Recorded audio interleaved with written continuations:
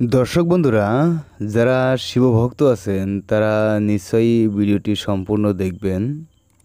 আর যদি না দেখেন তাহলে আমি মুসলমান হয়ে বলছি যে আপনি নিশ্চয়ই একজন হিন্দু, কিন্তু ভালো হিন্দু নয়। কেননা এখন পর্যন্ত শিবের ভালো ভক্তই হতে পারলেন না। ভিডিওটি সম্পূর্ণ দেখুন, তখন বুক ফুলিয়ে বলতে পারবেন মহাপুরুষ শিবের বরত্ব ও তার লিঙ্গের মাহাত্ম্য সম্পর্কে। দর্শক বন্ধুরা, বিবাহে বাধা, অনাবশ্যক বিলম্ব বিবাহ হচ্ছে না। শুধুমাত্র 21 দিনেই চমৎকার সম্বন্ধ আসবে বিবাহের। আজকের এই তদবিরটি যদি আপনি সঠিক নিয়মে করতে পারেন। পারদ শিবলিঙ্গের উপাসনার বিধি সম্পর্কে এইখানে বলবো।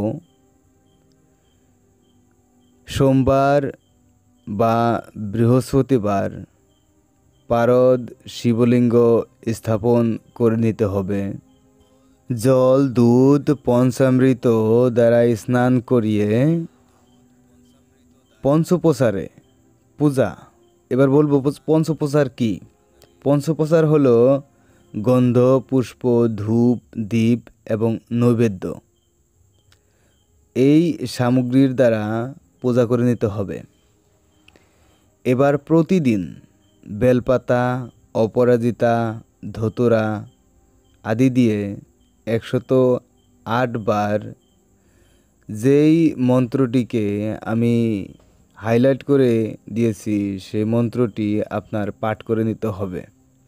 এই মন্ত্রটি পাঠ করলে যাদের বিবাহ হচ্ছে না বা অনাবশ্যক বিলম্ব হচ্ছে বা বিবাহে নানা প্রকারে বাধা আসছে, তারা যদি এই প্রকারে কাজটি করেন, অর্থাৎ পারদ শিবলিঙ্গের উপাসনা করেন, তাদের খুবই সহজে এবং শুধুমাত্র 21 দিন পরেই চমৎকার সম্বন্ধ আসবে বিবাহের। নিজ থেকে কথাগুলো পড়ে নিতে পারেন, তবে যেগুলো বলেছি এগুলো করলে যথেষ্ট। এবং আপনাকে বলবো যে যদি আপনি অসমর্থ থাকেন তাহলে আমাদের কন্ট্যাক্ট নাম্বার 9365938282 নাম্বারে যোগাযোগ করুন।